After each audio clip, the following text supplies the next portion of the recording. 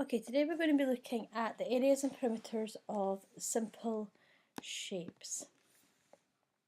So, quadrilateral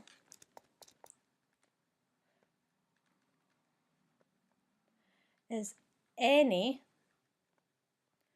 four-sided shape.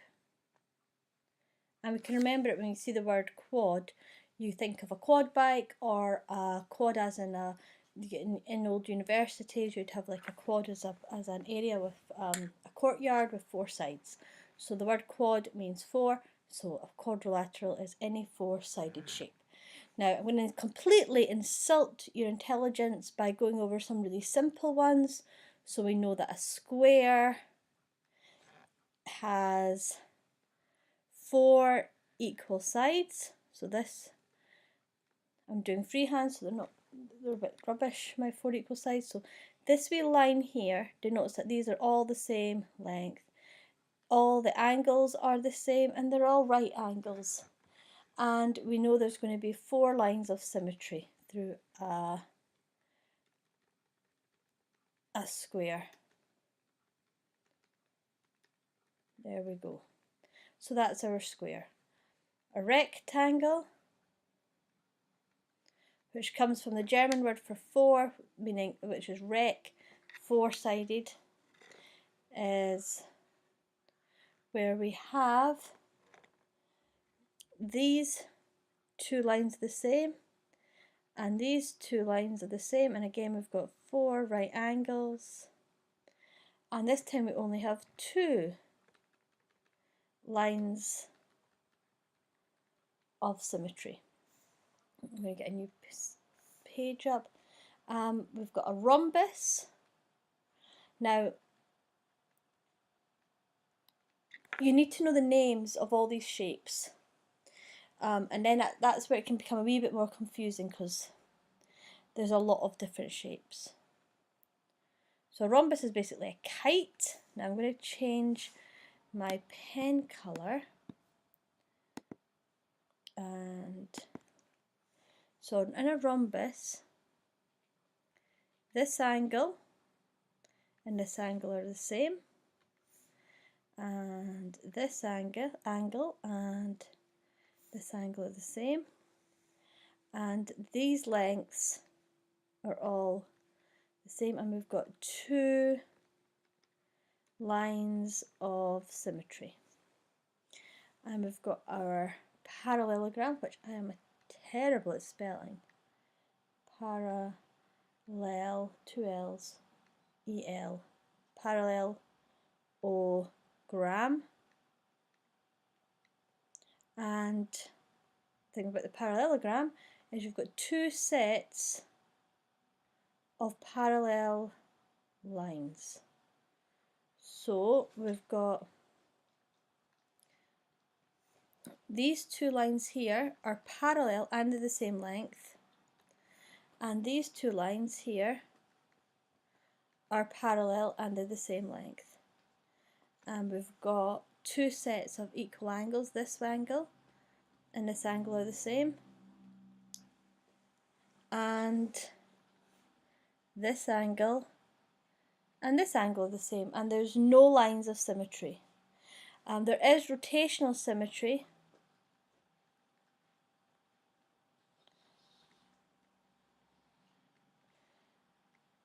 of order 2, and the rhombus has, I wrote symmetry order 2. Let's go to our next shape, and it is going to be a kite. So the rhombus looks like a kite or a diamond.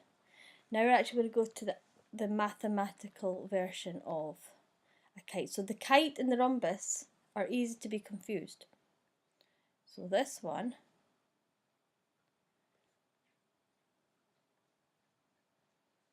I'll make it obvious where the differences are, and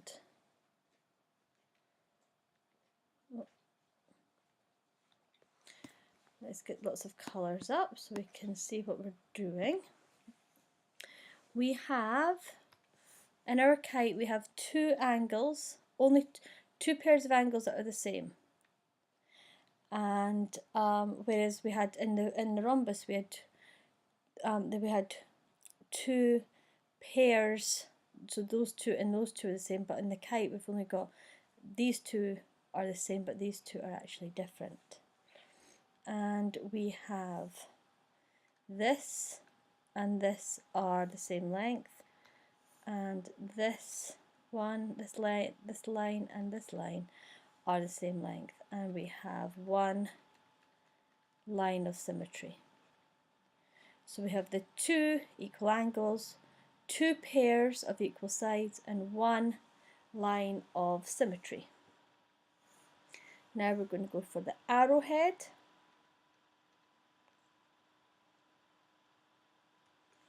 Which is testing my arch skills. There we go. And again, we have one line of symmetry, if it was drawn properly. And we have one pair of angles that are the same. And we have two pairs of lines. So this line and this line are the same length. And this line and this line are the same length. And there's, yeah. And then we have the next one. Oops, let's get rid of that one. And now we're going to have our trapezium. Now I think a trapezium and the parallelogram are two of these shapes that are really easy to get confused. I'll just write it in this colour. Trapezium. So the trapezium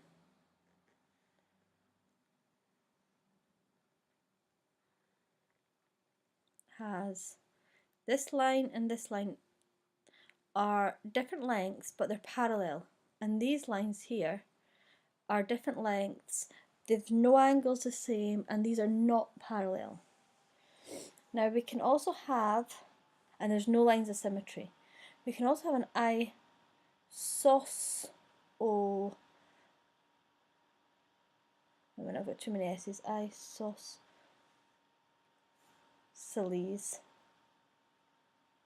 trapezium, which is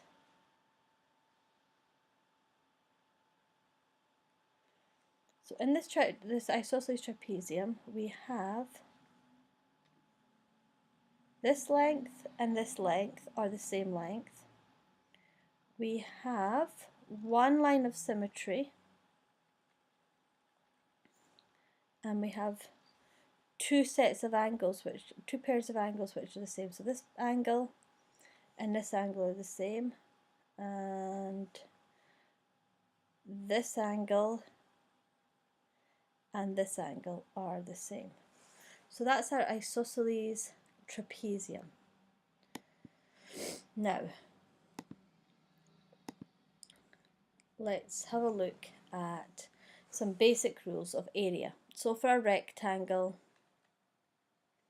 I'm just going to do the area is base times height. I'm not going to draw a diagram because you should know what the area of a rectangle is. Likewise, a triangle is the area equals half the base times the height, which is half BH. You need to memorize these. You should already know the area of a rectangle and a triangle. Parallelogram. Now let's draw a parallelogram. We'll think about this one a bit more deeply. So we've got our height H. Oh, that's B. We've got our height H, and we've got the length of our base. Now remember, the base and this length here are the same. It doesn't look like it on my terrible diagram, but they are. Now what we can do, let's get our colours back, and a nice bright colour. If we think about it, we have basically got here two triangles, and the other one we'll do blue, a darker blue. So we've got two triangles here which are the same. So this one is half times the base length, which is this length here is also b, times the height, which is that, and this one here is half the base times the height. And so when you add these together, the area of our parallelogram equals half the base times the height plus, we'll put this in brackets, half the base times the height, which is the same as the area is base times height, which is the area of a rectangle. So the area of a parallelogram and the area of a rectangle are the same, the base times the height. Move that out of the way and let us. So we're going to now look at how to find the area of a trapezium. So let's draw a trapezium. So we're going to say this is side B, and then we've got the height, and then we've got our side A. Now what we're going to do is we're going to chop off part of this. I'm going to do it a different colour because it'll make it more easy to see. So what we're going to do is we're going to draw a line down here. We're basically going to turn this into a parallelogram. Now, what we've got, I'm not drawing it well, but this triangle here that's sticking out is the same as that triangle in there. So we've got this parallelogram. I'm going to just try and put it in yellow. Oops. So this here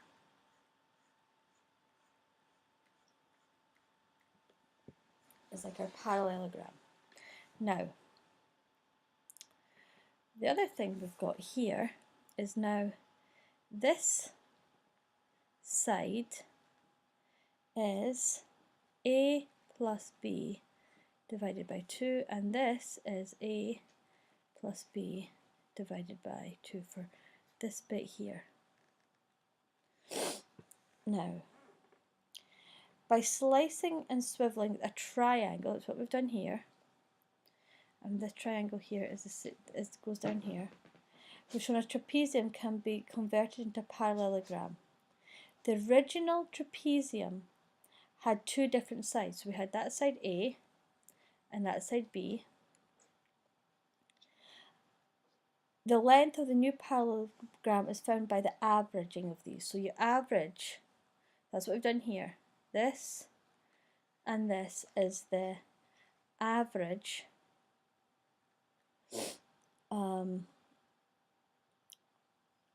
of the original trapezium. Oh, I can't spell trapezium today. There we go. Trapezium's lengths. So the area equals, now we know from what we did previously, the area of a parallelogram is the height times the base, but our base here is half A plus B, and then times the height. So this is the area of a trapezium.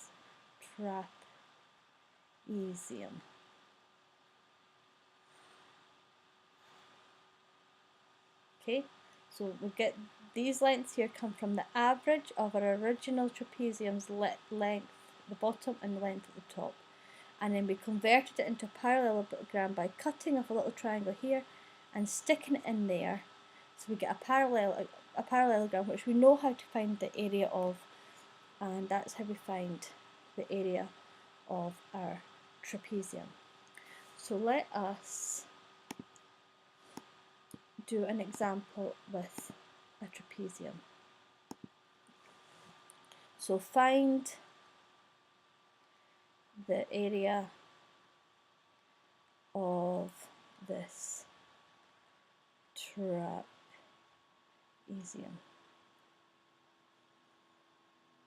There are sometimes questions where they kind of incorporate trying to find the proof of something.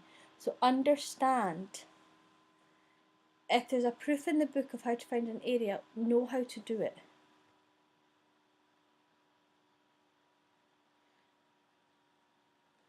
And 12 centimetres. And then you've got, this is 8 centimetres.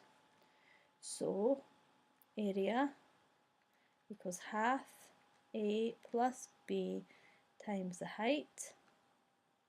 And we know A is going to be, A is equal to 12, B is equal to 6, and height is equal to 8. So we just slot those in. So it's 6 plus 12 times 8. Do the maths, and you'll get 72 centimetres squared. Always remember the units. Remember you're in area. Remember these were centimetres. Because you can lose half a mark or a mark depending who's marking you. Now, that was a very simple one. Let's think of a more complicated example. We're going to get this shape, see if we can draw it nicely.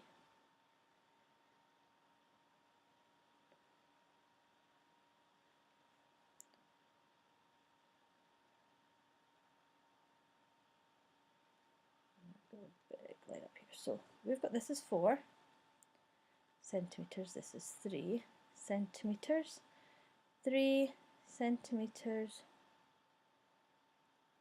2 centimetres, 5 centimetres. So that's the 3 and that's the 3.